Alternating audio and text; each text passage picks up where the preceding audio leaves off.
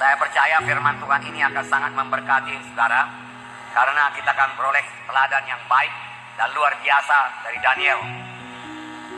Dan kita melihat hidup Daniel yang sangat diberkati Tuhan.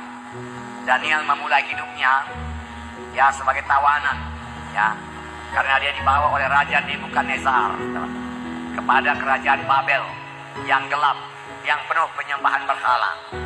Maksud daripada Nebukadnezar yaitu mendidik Daniel dengan ilmu kerajaan Babel, saudaraku, supaya bisa membantu dalam pemerintahan kerajaan Babel, saudaraku.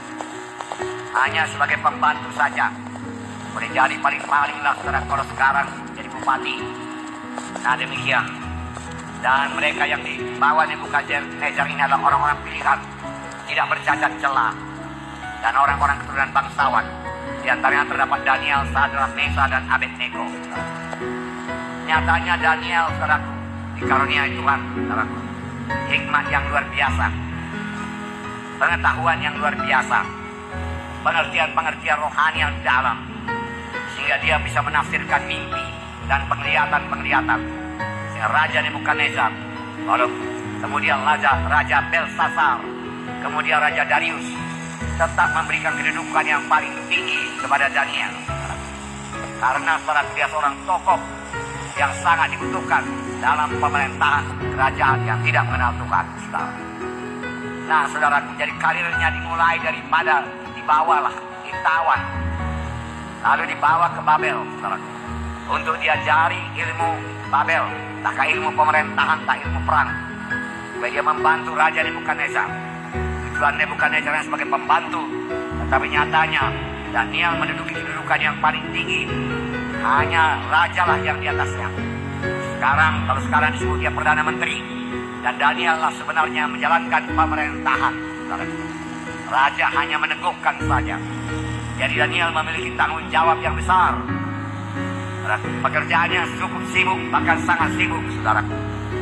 Inilah dia Daniel yang mulai dari bawah, saudaraku, sampai, saudaraku, dari jenjang yang paling tinggi, saudaraku, dalam dunia ini, saudaraku. Semua ini adalah karena anugerah dan pertolongan Tuhan kepada Daniel, melebihi kesanggupan manusia. Itulah berkat Tuhan, diberikan Tuhan kepada Daniel. Mengapa diberikan Tuhan kepada Daniel, saudaraku? Saudaraku, sehingga Daniel mencapai sukses yang sangat luar biasa, berhasil yang luar biasa. Tidak ada kurang pada Daniel, bahkan tidak ada cacat dalam hidup Daniel, saudaraku. Tidak ada. Dia tidak pernah mundur daripada jalan Tuhan, tidak pernah, saudaraku. Tidak pernah mengeluh, saudaraku.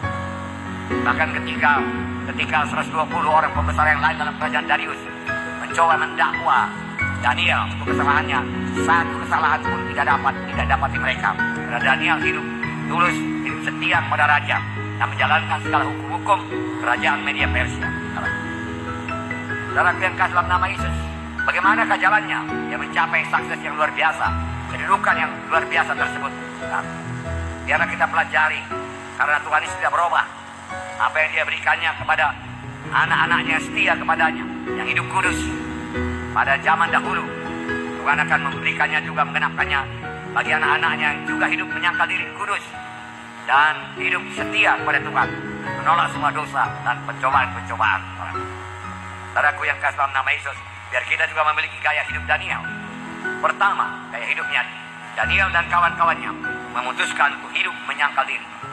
Daniel dan kawan-kawannya memutuskan untuk hidup menyangkal diri. Mereka dibawa kepada kerajaan Babel, kerajaan gelap. Saudaraku, di mana banyak berlajak-lajak, tabiat daging, duniawi ada di situ semua, saudaraku. Dan mereka diberikan kesempatan oleh Raja Nebukadnezar untuk menikmati segala sesuatu yang lezat, termasuk minuman-minuman keras, alkohol, yang bisa menyebabkan mereka mabuk dan membuat pikiran mereka menjadi tumpul. Namun mereka menetapkan hati untuk tidak hidup menurut gaya hidup kerajaan Babel. Mereka tetap hidup menurut gaya hidup anak-anak Tuhan. Amin.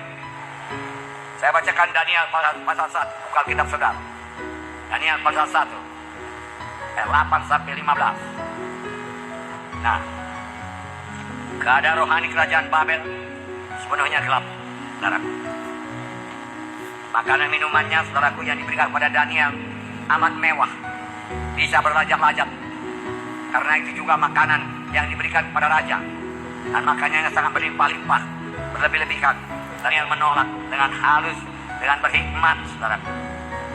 Setelah Daniel menetapkan hati untuk menyangkal diri dan mau hidup seturut dengan standar moral anak Tuhan, dia tidak mengikuti standar moral duniawi. Dia tidak berkata apa boleh buat. Aku sudah berada dalam kerajaan Babel. Kalau ku tolak makanan ini, bisa-bisa aku dihukum, bisa-bisa aku dibunuh.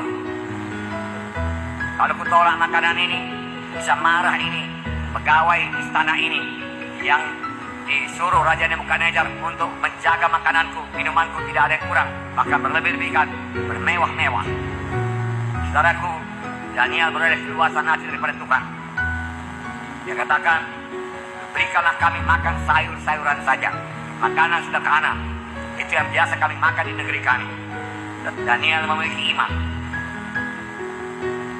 Adakanlah pencobaan kepada kami 10 hari lamanya. 10 hari nanti dialah sendiri. Kami akan makan sayur-sayuran dan air saja. Kemudian bandingkanlah perawakan kami dan perawakan semua orang yang makan daripada ayapan raja. Diadakan percobaan 10 hari.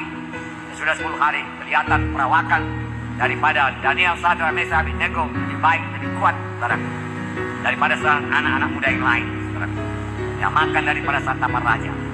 Inilah berkat penyangkalan diri. Inilah berkat menolak dosa. Menolak dosa bukan membuat kita menjadi terikat, tetapi menolak dosa, saudaraku, bukan membuat kita menjadi terkungkung, tidak bisa kemana-mana. Menolak dosa benar-benar membebaskan kita untuk kemenangan kita, untuk persekutuan kita dengan Tuhan. Dan kita bisa bersekutu dan boleh menerima berkat Tuhan. Luar biasa berkat yang diberikan Tuhan kepada Daniel, Sadrak, Mesakh, Abednego ini, karena mereka menyangkal diri. Jadi ada berkat menyangkal diri. Tidak sia-sia firman Tuhan berkata, siapa mau mengikut aku, dia harus mengangkat salib dan menyangkal diri. Haleluya. Nah, berkat lain dari penyangkalan diri Daniel ialah hikmat dan pengetahuan yang diberikan Tuhan kepada Daniel. Hikmat dan pengetahuan. Saya baca ayat 17. Kepada keempat orang muda itu Allah memberikan pengetahuan dan kepandaian tentang berbagai-bagai tulisan dan hikmat. Dan Daniel juga mempunyai pengertian tentang berbagai-bagai penglihatan dan mimpi. Luar biasa. Diberikan Tuhan, saudaraku. Diberikan Tuhan hikmat dan pengetahuan. Karena mereka hidup dalam penyangkalan diri. Mereka hidup dekat dengan Tuhan. Tuhan mengaruniakan hikmat dan pengetahuan. Sedangkan pada Daniel lebih lagi pengertian tentang berbagai-bagai pengertian dan mimpi. Ini hanya diberikan Tuhan kepada anak-anaknya yang menyangkal diri untuk hidup kudus. Jadi kita pun perlu hidup kudus. Haleluya. Perlu hidup kudus. Hikmat daripada Tuhan jauh melebihi hikmat dunia ini. Nyata dari Daniel dan kawan-kawannya 10 kali lebih cerdas daripada semua anak-anak muda yang lain. Daniel 1 ayat 20 berkata,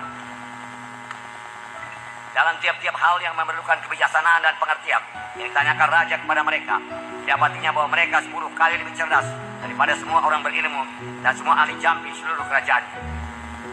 Nah, perhatikan hidup saudara. Harus hidup dalam penyangkalan diri. Artinya tidak mengikuti kehendak daging. Bahkan dengan Roh Kudus kita mematikan kehendak daging, maka kita akan menang hidup kudus. Jangan menuruti kehendak daging, melampiaskan kehendak daging.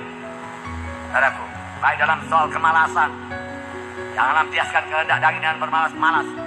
Baik dalam soal makanan, seperti Daniel ini menolak makanan-makanan yang merugikan tubuhnya. Dia tolak semua. Dia mau tubuhnya sehat. Saudaraku, tubuhnya sehat. Jangan serupa dengan dunia ini dalam cara berkata-kata. Saudara, cara hidup saudara, gaya hidup saudara, cara pakaian saudara, cara hidup saudara tidak sama dengan dunia ini, saudara. Saudara, ada gaya hidup dunia, ada gaya hidup anak-anak Tuhan, tidak sama. Seperti siang dengan malam bedanya. Kita sudah dipanggil Tuhan untuk hidup kudus, saudara. Ini berarti kita harus mentaati Tuhan, menyembah Tuhan, dan memuliakan Tuhan dalam hidup kita. Kita harus menjaga hidup kita supaya seluruh hidup kita ini mempermuliakan Tuhan. Dilihat oleh orang dunia ini kita menjadi terang. Dan hidup kita mempermuliakan Tuhan. Untuk itu kita harus berusaha membenci kejahatan. Bencilah kejahatan. Kemudian melayani Tuhan. Dan menjadi saksi terang buat Tuhan dan berbuah bagi Tuhan. Amin, saudaraku. Amin.